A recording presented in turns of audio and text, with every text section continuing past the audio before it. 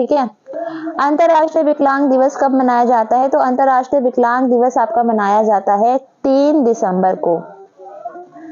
अगला क्वेश्चन है, फियोर्डा की भूमि किसे कहते हैं? तो फियोर्डा की भूमि कहते हैं नॉर्वे को। क्वेश्चन नंबर 3 है, संविधान द्वारा कितने प्रकार की आपात स्थितियां की परिकल्पना की गई है? तो 3 इसका आंसर है।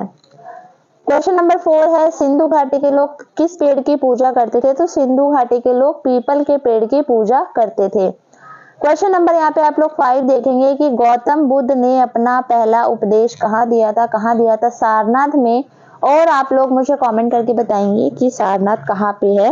और प्लीज यार कमेंट कर दिया करो, थोड़ा सा मुझे कमेंट का रिप्लाई किया, मेरे क्वेश्चन का रिप्लाई जरूर किया करो, थोड़ा सा मुझे भी अच्छा लगता है कि हाँ मतलब वन वे नहीं होना चाहिए ना लर्निंग का प्रोसेस, 2 वे होना चाहिए। आप मुझसे, मैं आपसे, इस तरीके से सीखना सिखाना चलता रहता है। ओके, नेक्स्ट क्वेश्चन हमारा क्वेश्चन नंबर 6 है, भारतीय नौसेना द्वारा अधिगृहित की गई पहली परमाणु पनडुब्बी का नाम क्या था? तो उसका नाम था हमारा चक्र। ठीक है, कहीं किसी क्वेश्चन में आंसर मैंने गलत बताया हो तो आप लोग मुझे डेफिनेटली सजेस्ट कर सकते हैं, कमेंट कर सकते हैं कि उसमें क्या करेक्शन की जा सकती है। वैसे मेहनत करके मैंने इनके आंसर सही ही ढूंढने की कोशिश की है। तो क्वेश्चन नंबर यहाँ पे 7 की अगर हम बात करें तो 7 है यहाँ पे, सूर्य से ऊष्मा को पृथ्वी द्वारा पुनः प्राप्त किया जाता है। सूर्य से ऊष्मा को पृथ्वी द्वारा पुनः प्राप्त किया जाता है तो विकिरण द्वारा। किसके द्वारा? रेडिएशन द्वारा, विकिरण द्वारा। क्वेश्चन नंबर अगर 8 की बात करें, निम्नलिखित में से कौन एड्स से संबंधित है? तो एड्स से संबंधित HIV। HIV के आप लोग फुल फॉर्म मुझे कमेंट करेंगे। क्वेश्चन नंबर यहाँ पे हम लोग 9 देखते हैं तो 9 में इन्होंने पूछा हुआ है, निम्नलिखित में से कौन एक संशोधित तना है? गाजर, शकरकंद, नारियल या आलू? तो कौन सा संशोधित तना है यहाँ पे? तो आपका इसका सही आंसर हो जाएगा आलू। ठीक है, क्वेश्चन नंबर 10 है, फतेहपुर सीकरी को मुगल साम्राज्य की राजधानी के रूप में किसके द्वारा स्थापित किया गया था? तो इसका आंसर है आपका अकबर। किसके द्वारा स्थापित किया गया था? अकबर। क्वेश्चन नंबर 11 है, भोपाल गैस आपदा जो हुई थी वो कौन से वर्ष में हुई थी? तो वो 1984 में हुई थी। क्वेश्चन नंबर 12 है, मुद्रा राक्षस के लेखक कौन थे? तो विशाख दत्त इसका सही आंसर है। क्वेश्चन नंबर अगर हम 13 की बात करें तो भारत में पंचायती राज व्यवस्था पहली बार अक्टूबर 1959 में नागौर में शुरू की गई थी। नागौर राजस्थान में है। ठीक है, ये DSSB में जिसमें मेरा सिलेक्शन हुआ है, ये उसमें भी ये क्वेश्चन सेम क्वेश्चन आया हुआ था। क्वेश्चन नंबर 14 है, IMD के विश्व प्रतिस्पर्धात्मक सूचकांक 2022 में भारत की रैंक क्या है? ये उस टाइम का करंट का क्वेश्चन है तो इसका जो सही आंसर हो जाएगा वो हो जाएगा 37वीं। क्वेश्चन नंबर अगर हम 15 की बात करते हैं यहाँ पे, तो किस महासागर को S आकार का महासागर कहा जाता है? तो अटलांटिक महासागर है और ये वेस्टर्न बहुत ही बिजी वाला एकदम महासागर भी कहा जाता है इसको। ठीक है, क्वेश्चन नंबर 16 है, भारतीय संविधान में मूल नागरिक अधिकार लिए गए हैं। भारतीय संविधान में ये क्वेश्चन आए जाते हैं भाई, आ ही जाते हैं कि कौन सी चीजें कौन से संविधान से ली गई है। तो यहाँ पे मूल नागरिक अधिकार हमने कौन सी कंट्री के कॉन्स्टिट्यूशन से लिए हैं? तो हमने USA के। ठीक है, USA के संविधान से हमने ये चीज ली है। क्वेश्चन नंबर हमारा है, ओजोन दिवस कब मनाया जाता है? रटा रटा क्वेश्चन है, 16 सितंबर। और बार बार ये क्वेश्चन तो पूछा ही जाता है तो इसको तो आप रट लो। ये मैंने जितने पेपर करवाए ना एंट्रेंस के, ये क्वेश्चन आया ही हुआ है। तो ओजोन दिवस आई थिंक उनका फेवरेट है तो ओजोन वाला पूछते हैं। क्वेश्चन नंबर यहाँ पे है 18, कर्क रेखा भारत के कितने राज्यों से होकर गुजरती है? तो सबको इसका उत्तर पता होगा, 8 राज्यों से। और ये 8 राज्य कौन से हैं इनको याद कर लेना। क्वेश्चन नंबर 19 है, कौन सा देश G7 का सदस्य नहीं है? तो भारत इसका सही उत्तर है। क्वेश्चन नंबर 20 है, यूक्रेन के वर्तमान राष्ट्रपति कौन है? जेलेंस्की, सबको पता ही होगा, युद्ध चला हुआ है। तो पन्ना बायोस्फीयर रिजर्व किस राज्य में स्थित है? तो आपको ये बताना है। तो इसका जो सही आंसर है वो है मध्य प्रदेश। MP वालों जरा इसको ध्यान से करना। आगे हमारा कैंसर का अध्ययन क्या कहलाता है? ऑन्कोलॉजी। भारतीय रिजर्व बैंक के वर्तमान गवर्नर शक्तिकांत दास, और ये क्वेश्चन भी पूछा जाने वाला क्वेश्चन है, गवर्नर जरूर पूछते हैं, प्रेजेंट में आपका गवर्नर अभी कौन है। उसके बाद हमारा नेक्स्ट क्वेश्चन है, एक सेकेंड,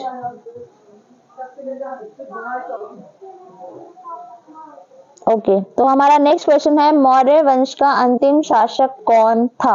ये पूछा गया है, मौर्य वंश का अंतिम शासक कौन था, बृहद्रथ। ठीक है। क्वेश्चन नंबर 25 है, केदारनाथ में आदि गुरु शंकराचार्य की प्रतिमा अनावरण किसने किया। तो ये नरेंद्र मोदी जी ने किया था, पता ही होगा सबको, करंट का क्वेश्चन है। अब हम आते हैं सामान्य बुद्धिमत्ता, जो हमारी रीजनिंग है, और यहाँ पे मैं सिर्फ राइट आंसर टिक कर रही हूँ। भाई मैंने आपको बताया था मेरी रीजनिंग अच्छी है, 20 में से 16-17 नंबर आने वाली रीजनिंग है मेरी, लेकिन मैं आई थिंक रीजनिंग में थोड़ी सी समझा नहीं पाती हूँ। ठीक है, तो खुद तो लॉजिक लगा के कैसे भी कर लेती हूँ आंसर सही फाइंड आउट। तो यहाँ पे मैं सिर्फ और सिर्फ आपको करेक्ट आंसर बता रही हूँ, तो आप लोग इसको कॉपी पेन लेके सही से इसको 2% battery, I don't think so कि हमारी रिकॉर्डिंग हो पाएगी पूरी। तो यहाँ पे आपको की करना क्या है कि इनको सॉल्व करना है। तो अभी मैं इसका राइट आंसर टिक करके इसको मैं आगे फटाफट करती हूँ, ताकि 2% बैटरी में हमारी आगे की वीडियो रिकॉर्ड हो जाए। तो यहाँ पे पहले का हो जाएगा बी, और पहले नहीं 26वें का बी, 27वें का हमारा लास्ट वाला, उसके बाद 28वें का हमारा हो जाएगा ब्रह्मांड। और इनको सॉल्व जरूर करना, लगता है कि हम लोग कर लेंगे पेपर में, लेकिन थोड़ा सा टाइम मैनेजमेंट भी बहुत फर्क पड़ता है अगर आप इसको प्रैक्टिस करते हो तो बार बार। तो क्वेश्चन नंबर 29 का हमारा हो जाएगा 22। उसके बाद हमारा है क्वेश्चन नंबर 30 का जो आपका आंसर है सही वो है 10। अब हम क्वेश्चन नंबर 31 की बात करते हैं। 31 में आएगा 3.6, 32 में आएगा आपका दर्जी। उसके बाद आपका ये सबसे गंदे क्वेश्चन लगते हैं मुझे, सच में बता रही हूँ, रीजनिंग में सबसे घटिया चैप्टर लगता है मुझे, ये तो गंदे लगते हैं ये मुझे।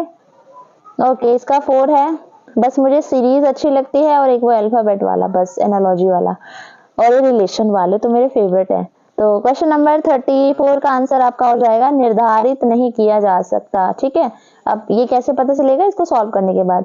क्वेश्चन नंबर 35 का आंसर है, कैलेंडर से रिलेटेड है, और कैलेंडर का कॉन्सेप्ट मुझे आज तक समझ नहीं आया है, तो शुक्रवार इसका सही आंसर हो जाएगा। क्वेश्चन नंबर 36 है, यहाँ पे 36 का आंसर आपको देखने को मिलेगा 8। 37 का आपको आंसर देखने को मिलेगा 46। उसके बाद हमारा 37 का 46 है, 38 का आपको आंसर देखने को मिलेगा फर्स्ट। 39 का है आपका दक्षिण। डायरेक्शन वाले क्वेश्चन भी ठीक ठाक है, इजी होते हैं। और क्वेश्चन नंबर जो हमारा 40 है, इसका जो आंसर है वो है चचेरा भाई। उसके बाद क्वेश्चन नंबर 41 हमारा है बी। ठीक है, इसको आप लोग सॉल्व करेंगे, आंसर यही निकल के आएगा। क्वेश्चन नंबर 42 की अगर हम बात करते हैं तो 42 का आंसर है यहाँ पर हमारा 1। नेक्स्ट क्वेश्चन है 43 का आंसर है हमारा 24, और 44 का हमारा क्वेश्चन है यहाँ पे 18। कौन सा है, 18। उसके बाद हमारा 45 का है हमारा ए, बोस। ठीक है, और 46 का हमारा यहाँ पे आंसर है दीपक, ये रहा दीपक। 47 का है हमारा फर्स्ट। 48 का है हमारा बी। 49 का है हमारा बी, और 50 का है हमारा सी। ठीक है, अब हमारे विकलांगता से रिलेटेड क्वेश्चन आ गए हैं, जो कि आप लोगों के लिए बहुत मोस्ट इम्पोर्टेंट रहने वाले हैं। तो शॉर्ट नोट्स बनाते चलिएगा, नहीं तो वीडियो को 2 से 3 बार देख लेना। ठीक है, यहाँ पर है कौन सा अधिनियम विकलांगों से संबंधित है, पीडब्ल्यूडी अधिनियम, आरसीआई एक्ट, आरपीडब्ल्यू अधिनियम, या फिर उपरोक्त सभी। तो ये सारे ही अधिनियम विकलांगों से संबंधित है, दिव्यांगों से संबंधित है। तो इसका जो उत्तर हो जाएगा वो हो जाएगा डी। उसके बाद इन्होंने पूछा है कि NIEPMD संबंधित है, किससे संबंधित है NIEPMD। तो ये हमारा संबंधित है एकाधिक अक्षमताएं, मल्टीपल डिसेबिलिटीज। इसकी मुझे फुल फॉर्म आप लोग कमेंट करेंगे, NIEPMD, ठीक है, तो ये मुझे कमेंट करना। क्वेश्चन नंबर हमारा 53 है, CWESN का मतलब क्या होता है? Children with special needs. जो ये फुल फॉर्म्स है इनको आप लोग इंग्लिश में याद करेंगे, वो ज्यादा आप लोगों के लिए बेनिफिशियल है। हिंदी में आप इसको विशेष आवश्यकता वाले बच्चे बोलेंगे। क्वेश्चन नंबर 54 है, बेंचमार्क विकलांगता का प्रतिशत क्या है? ठीक है, तो बेंचमार्क विकलांगता का प्रतिशत आपको यहाँ पे बताना है, तो इसका जो सही आंसर हो जाएगा वो हो जाएगा 40%। और यहाँ मैं एक चीज क्लियर कर दूं कि जो यहाँ पे लिखा है बेंचमार्क विकलांगता, तो बेंचमार्क कोई विकलांगता नहीं होती। विकलांगता को निर्धारित करने वाला एक मार्क है, जैसे हमारा हॉलमार्क होता है ऐसे ही बेंचमार्क होता है विकलांगता को मापने के लिए, ठीक है। तो जो 40% या फिर 40% से ज्यादा होती है उसको हम बेंचमार्क विकलांगता बोलते हैं। और कभी भी आप देखना, जैसे पेंशन वगैरह जब बनती है दिव्यांगों की, तो उनसे बेंचमार्क विकलांगता सर्टिफिकेट मांगा जाता है कि क्या आपकी जो बेंचमार्क विकलांगता है क्या वो 40% या 40% से ज्यादा है। तो ये कोई विकलांगता नहीं है, विकलांगता को मेजर करने का एक क्राइटेरिया है जो कि 40% है, ठीक है। और अभी बिना माइक के रिकॉर्ड करना पड़ेगा वीडियो, बैटरी बिल्कुल जा चुकी है और पॉज कर करके इसको रिकॉर्ड करना पड़ रहा है। तो अभी इसको चार्जिंग पे लगा दिया है, बस 5-10 मिनट की और वीडियो बनेगी, तो कंप्लीट करते हैं। ओके, तो बेंचमार्क विकलांगता समझ आ गया, होप आपका डाउट क्लियर हो गया। तो ये किसी भी तरीके की विकलांगता नहीं है। अगर मान लीजिए क्वेश्चन आ जाता है कि बेंचमार्क क्या है, तो आपको पता होना चाहिए कि बेंचमार्क विकलांगता है क्या, ठीक है। ओके, नेक्स्ट क्वेश्चन है हमारा, RPWD अधिनियम के अंतर्गत कितनी विकलांगताएं शामिल है? RPWD, इसकी फुल फॉर्म आप लोग मुझे कमेंट करेंगे, और फुल फॉर्म में बार बार हर वीडियो में बोल रही हूँ कि फुल फॉर्म आप लोग बिल्कुल रट लीजिए कुछ फुल फॉर्म। अभी आपको एग्ज़ाम जब भी आपका होगा 3 से 4 दिन पहले मैं आपको सारी जो भी फुल फॉर्म्स है मैं उसको अलग से नोट डाउन कर रही हूँ, तो वो मैं आपको सारी करवा दूंगी ताकि आप उसको एक बार रिवाइज कर लें। तो अगर आपके एग्जाम में आती है तो आप लोग उसको करेक्ट आंसर कर पाएँ, क्योंकि आपका वैसे भी नेगेटिव मार्किंग है, ठीक है। MP भोज वालों की नेगेटिव मार्किंग है, स्पेशल BEd जो उत्तराखंड से करेंगे उनकी नेगेटिव मार्किंग नहीं है। ये उत्तराखंड का पेपर है, बट मैं जो भी रिकॉर्ड कर रही हूँ ये वीडियो, ये मैं MP वालों के लिए कर रही हूँ, तो प्लीज़ कन्फ्यूज ना हो, ठीक है। तो RPWD जो है अधिनियम एक्ट है, उसके अंदर हमारे जो टोटल विकलांगताएं शामिल की गई हैं वो की गई है हमारी 21, ठीक है। RCI है, RCI क्या है तो आपको ये बताना है। तो ये है विशेष शिक्षा प्रशिक्षण संस्थान को मान्यता देने वाला। जैसे आपका NCTE होता है ना, जैसे मैं प्राइमरी टीचर हूँ, तो मेरा जो इंस्टीट्यूशन था जहाँ से मैंने डाइट की थी, तो उस डाइट को कहीं से मान्यता प्राप्त है, और जहाँ से मान्यता प्राप्त है उसको बोलते हैं NCTE।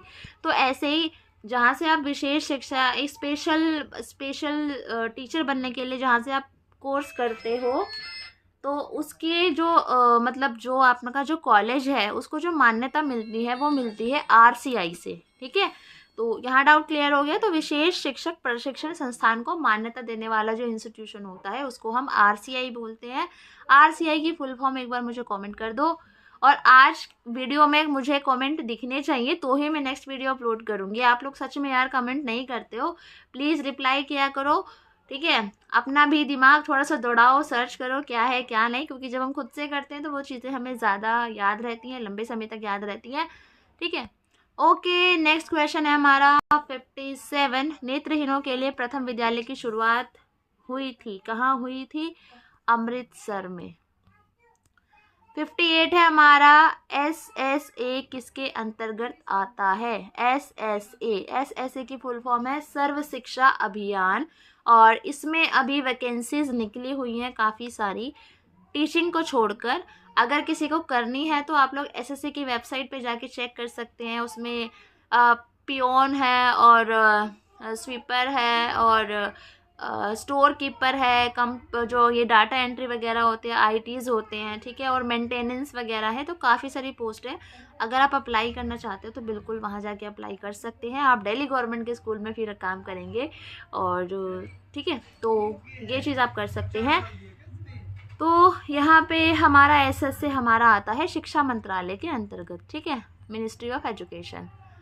59 है बौद्धिक अक्षमता है, ठीक है, जो हमारा बौद्धिक अक्षमता है, जो हमारा इंटेलेक्चुअल डिसेबिलिटी है वो क्या है, तो वो एक तंत्रिका संबंधी विकार है, दृष्टि संबंधी नहीं है, शारीरिक संबंधी भी नहीं है, बौद्धिक मानसिक मतलब बौद्धिक मतलब हाँ दिमाग से रिलेटेड है, तो तंत्रिका संबंधी वो हमारा डिसऑर्डर है। 60 है कौन सा विशेष शिक्षा का हिस्सा नहीं है, ब्रेल है, अभिविन्यास और गतिशीलता, पढ़ना, बड़े प्रिंट। तो यहाँ पर आपको बताना है कि विशेष शिक्षा का हिस्सा नहीं है। तो देखो विशेष शिक्षा जब आप स्पेशल एजुकेशन देते हैं ब्रेल यूज़ होता है, अभिविन्यास ओरिएंटेशन एंड मोबिलिटी होती है उसके अंदर, ठीक है, गतिशीलता होती है, ठीक है, बड़े प्रिंट्स होते हैं, ठीक है, जो बच्चे देख नहीं सकते आप बड़े बड़े प्रिंट्स उनको प्रोवाइड कराते हैं, जिनको कम दिखता है, उनको थोड़ा सा प्रॉब्लम है, ठीक है, उसको वो कैच कर पाए चीज़ों को, या जिसको नहीं समझ आ रही हैं चीज़ें, ठीक है। पढ़ना special education, reading special education का पार्ट नहीं हो सकती, ठीक है, अगर हम इसके अकॉर्डिंग जाएं तो इन तीनों के अकॉर्डिंग, ठीक है। तो पढ़ना ठीक है, पढ़ना होता है, बट पढ़ना ही अगर हम बच्चों को मतलब बिल्कुल उस पर फोकस कर रहे हैं तो वो चीज़ नहीं हो पाएगी। हाँ ब्रेल यूज़ करते हैं हम, अभिविन्यास है, ठीक है, ओरिएंटेशन कराते हैं हम उनका, ठीक है, तो इस तरीके से बड़े प्रिंट्स होते हैं, बट पढ़ना नहीं आएगा इसके अंदर। ओके, क्वेश्चन नंबर 61 है कौन सी योजना विकलांगता से संबंधित नहीं है, कौन सी योजना विकलांगता से संबंधित नहीं है, तो ब्रेल प्रेस योजना है, एडिप है, सिप्टा और SBA नहीं है, ठीक है। और इनकी फुल फॉर्म्स आप परेशान मत होइएगा, मैं वीडियो डालूंगी आगे 2-3 दिन में, तो काफ़ी सारी फुल फॉर्म्स मैं आपको करवा दूंगी, ठीक है। ओके, तो इसको छोड़ दीजिएगा। तो इसमें SBA को आप लोग काउंट कर सकते हैं। बहु विकलांगता कौन सी है ये आपको बताना है, तो बधिर, नेत्रहीन, बौद्धिक विकलांगता, श्रवण हानि या उपरोक्त में से कोई नहीं, ये तो होगा नहीं, ठीक है। यहाँ पे उन्होंने पूछा बहु विकलांगता, बहुत सारी मल्टीपल डिसेबिलिटी, तो बौद्धिक विकलांगता है तो सिर्फ आप बौद्धिक रूप से होगे ना, श्रवण हानि है तो सिर्फ सुनने से रिलेटेड है, लेकिन बधिर और नेत्रहीन यानी बहरा भी और देख भी नहीं सकता, तो ये डबल हो गई, मल्टी हो गई है ना, तो हमारा ये ऑप्शन यहाँ पे क्या हो जाएगा, करेक्ट, ठीक है। नेक्स्ट क्वेश्चन है हमारा 63, दृष्टि हानि एक है, दृश्य हानि, ठीक है, जो हमारा विजुअल इम्पेयरमेंट है वो क्या है, बौद्धिक विकलांगता तो है नहीं, न्यूरोलॉजिकल विकलांगता नहीं, न्यूरोलॉजिकल बेसिकली मुझे लगता है शायद ऑटिज्म में होता है, एग्जैक्ट मुझे याद नहीं है, बट ऑटिज्म में होता है, उपरोक्त सभी तो होगा नहीं। तो संवेदी अक्षमता है, सेंसरी डिसेबिलिटी है, जो आपका विजुअली इम्पेयर्ड है, ठीक है, विजुअली इम्पेयरमेंट जो है आपकी। हमारा नेक्स्ट क्वेश्चन है क्वेश्चन नंबर 64, सीखना सीधे किस पर निर्भर करता है, तो सीखना किस पर निर्भर करता है, उपरोक्त में से कोई नहीं, ये तो हटा दो, माता पिता का रवैया, सहकर्मी रवैया, देखो जब आप सीख रहे हो तो ऑब्वियस ही बात है आपके इंटेलिजेंस पे उसका प्रभाव आपके इंटेलिजेंस पे निर्भर है। अब आपके दोस्त का क्या व्यवहार है, आपके माता पिता का व्यवहार है, उससे सीखने का क्या लेना देना है ना। तो सीखना सीधे किस पर निर्भर करता है, इंटेलिजेंस पे, हमारी बुद्धि के ऊपर कि हमारी बुद्धि कैसी है, ठीक है, तो ये आ जाएगा हमारा। क्वेश्चन नंबर 65 है, ECC का अर्थ है, भाई फुल फॉर्म तो भर भर के पूछी जाती है स्पेशल बीएड में खासकर, तो ECC का फुल फॉर्म है हमारा बचपन की देखभाल। तो आप लोग फुल फॉर्म्स को इंग्लिश में याद कीजिए, अर्ली चाइल्डहुड केयर, ठीक है। क्वेश्चन नंबर 66 है, IEDSS संबंधित है, IEDSS किससे संबंधित है, तो ये आपको बताना है। तो ये संबंधित है education of disability at senior secondary level, वरिष्ठ माध्यमिक स्तर पर विकलांग शिक्षा। क्वेश्चन नंबर 65 है, समावेशी शिक्षा के लिए विकलांगों के लिए, गैर विकलांगों के लिए, विकलांगों के साथ विकलांगों की शिक्षा, विशेष शिक्षा। तो 60 समावेशी शिक्षा, जैसे कि मैं अब बताती हूँ कि यहाँ पर ऑप्शन भी बड़े अटपटे से दिए हुए हैं।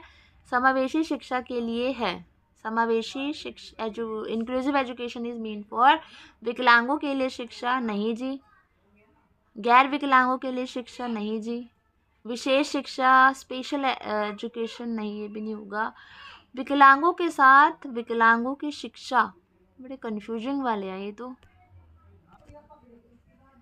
यहाँ पे ऑफिशियल आंसर की में आपका क्वेश्चन जो ऑप्शन है वो C दिया हुआ है, बट ये भी मुझे ठीक नहीं लग रहा है, क्योंकि जो हमारा समावेशी शिक्षा होता है उसमें जो हमारे हर तरीके का बच्चा होता है, तो विकलांगों के साथ विकलांगों की शिक्षा ये नहीं होगा, शायद विकलांगों के साथ सामान्य मतलब बच्चों की शिक्षा, इस तरीके से ऑप्शन होना चाहिए था, but according to official answer key हम लोग सी ऑप्शन पे जाते हैं, ठीक है, क्योंकि सी ही सही है, बट वो शायद मिस प्रिंट हो गया होगा, ठीक है।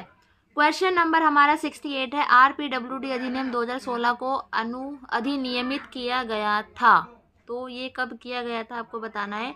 तो ये किया गया था हमारा 19 अप्रैल 2017 को। कब किया गया था हमारा ये? 19 अप्रैल 2017 को। क्वेश्चन नंबर हमारा 69 है, सीखने की अक्षमता के अंतर्गत आता है।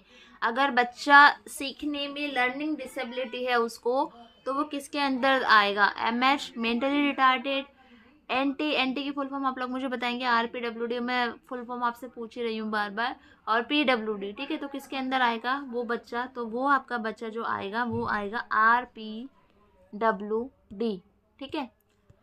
इनकी जब आपको फुल फॉर्म्स पता चल जाएंगी तो आप लोग इजीली और अच्छे से फाइंड आउट कर पाओगे, ठीक है। मैं जल्दी आई थिंक मुझे लगता है वीडियो लाने की बहुत ज़रूरत है, क्योंकि फुल फॉर्म पूछी जाती है आपसे।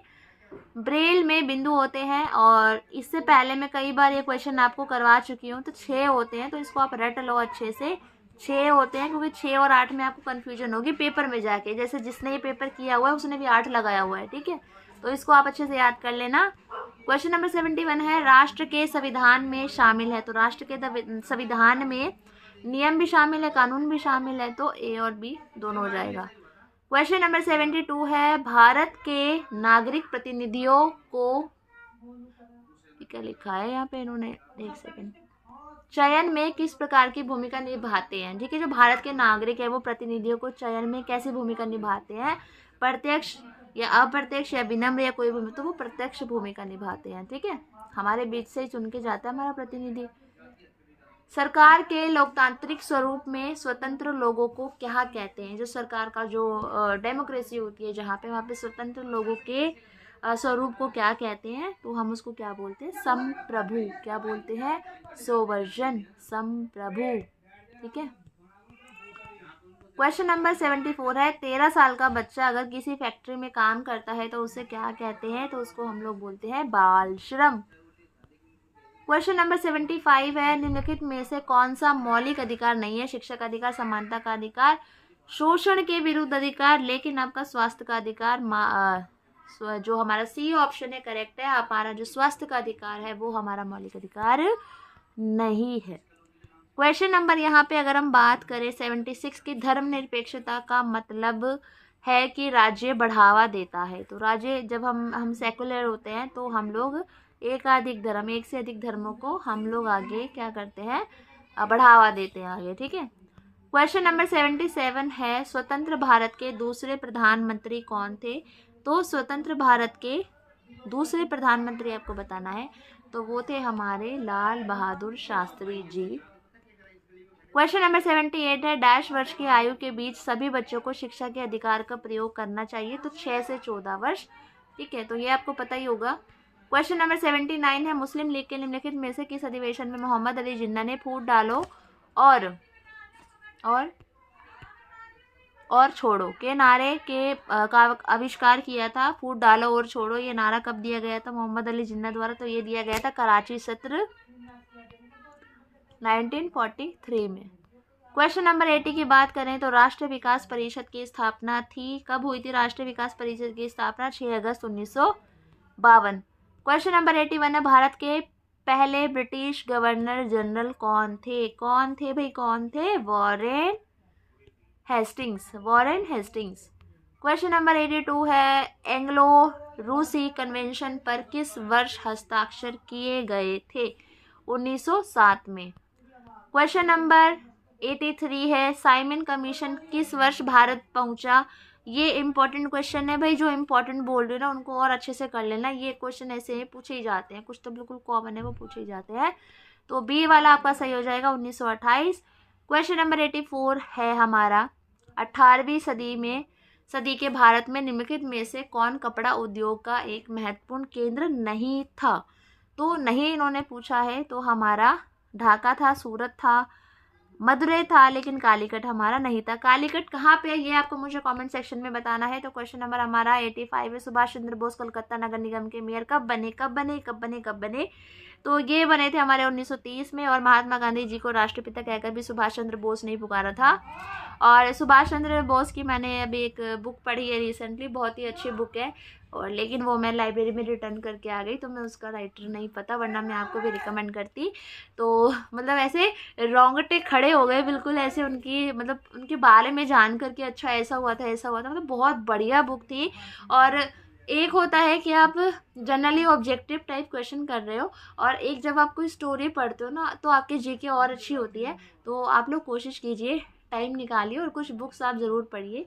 और अभी मैं जो बुक पढ़ रही हूँ अभी रिसेंट में, अभी करंट में, तो अभी मेरी एटॉमिक हैबिट्स अभी चल रही है। आई थिंक वो उसके शायद 60-70 पेज रहते हैं, कंप्लीट होने वाली है। तो ये बुक भी आप लोग पढ़ सकते हैं, और मुझे लगता है आप में से कईयों ने पढ़ भी रखी होगी वो बुक।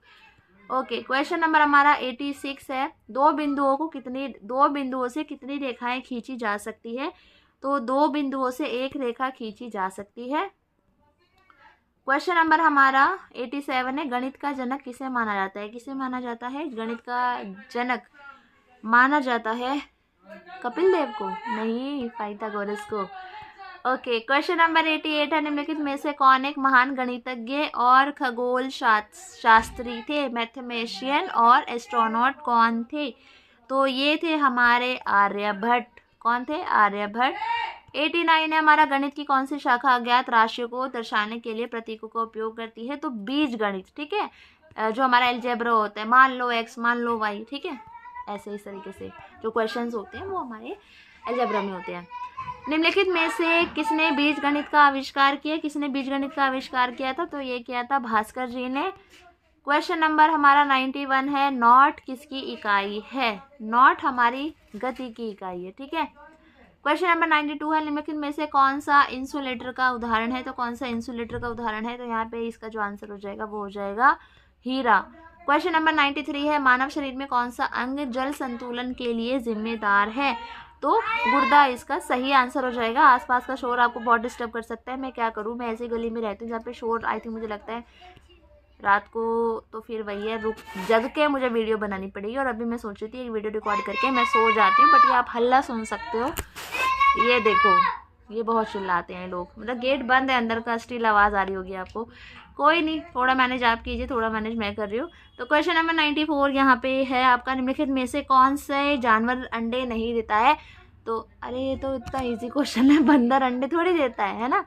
ओके, 95 है, सूखी बर्फ क्या है? तो सूखी बर्फ क्या है? तो ठोस कार्बन डाइऑक्साइड। क्वेश्चन नंबर यहाँ पे हमारा 96 है, और लास्ट के 5 क्वेश्चंस रह गए हैं, और बोलते बोलते बोलते मेरी हालत ख़त्म हो चुकी है। मतलब मैं सोच रही हूँ अभी आने वाले टाइम में अगर मैं लाइव क्लास लूँ, मैराथन लूँ मैं लाइव, क्या ही हालत होगी, क्योंकि सच में यार बोला नहीं जाता कंटिन्यू। तो क्लास में भी ऐसा पढ़ाओ तो आई थिंक 15-20 मिनट बाद ऐसा पानी पीने की ज़रूरत पड़ जाए बस। ओके, तो क्वेश्चन नंबर 96 है, निम्नलिखित में से किस विटामिन की खोज एडवर्ड मेलनबी ने की थी? तो ये आपको बताना है, तो vitamin D. Okay, question number 97 है, इनके आंसर स्टिक हुए हैं, मिट नहीं पा रहे हैं, पता नहीं क्यों मिट गए। निम्नलिखित में से कौन कोशिका के गुणों को निर्धारित करने में मदद करता है? तो 97 का आंसर हो जाएगा आपका जीन। क्वेश्चन नंबर यहाँ पे हमारा है, ग्लूकोज में कितने प्रकार के तत्व होते हैं? तो कितने प्रकार के तत्व होते हैं यहाँ पे हमारे? 3। ध्वनि मापी जाती है, तो ध्वनि हमारे डेसिबल में मापी जाती है। लास्ट वन इज डैश, सोने का प्रतीक है। तो क्या सोने का प्रतीक है हमारा? हमारा सोने का प्रतीक है AU। क्या है? AU। AU हमारा क्या हो जाएगा? सोने का प्रतीक। और ये आपके 100 क्वेश्चंस थे, और मैं पूरी उम्मीद करती हूँ आपके लिए हेल्पफुल रहे और आपको समझ आया हो। और अगर आपको कोई चीज़ समझ ना आई हो, वैसे मैंने सारे आंसर्स ऑफिशियल आंसर किए थे, और कुछ मैंने ढूंढे हैं, क्योंकि कहीं पे हमें भी डाउट हो जाता है, तो इस तरीके से मैंने ये पूरी आंसर की आपके साथ शेयर की है। वीडियो कैसी लगी प्लीज़ मुझे कमेंट करके ज़रूर बताना। और अगर आप इसका PDF चाहते हैं तो मैं डिस्क्रिप्शन बॉक्स में एक लिंक दे रही हूँ टेलीग्राम ग्रुप का, उस टेलीग्राम ग्रुप को ज्वाइन करो और वहाँ से इसको PDF को ले लो, ठीक है। और बाकी इसकी प्रिपरेशन करते रहो, और जल्दी मैं जो फुल फॉर्म्स है वो ज़रूर आपके साथ शेयर करने वाली हूँ, बहुत जल्द ही। तो नए हो तो सब्सक्राइब कर लो, और दोस्तों के साथ शेयर ज़रूर कर दो, ठीक है, क्योंकि कोई आपके लिए इतनी मेहनत कर रहा है, तो प्लीज़ वीडियो शेयर कर देना। So thank you so much everyone, thank you and good night.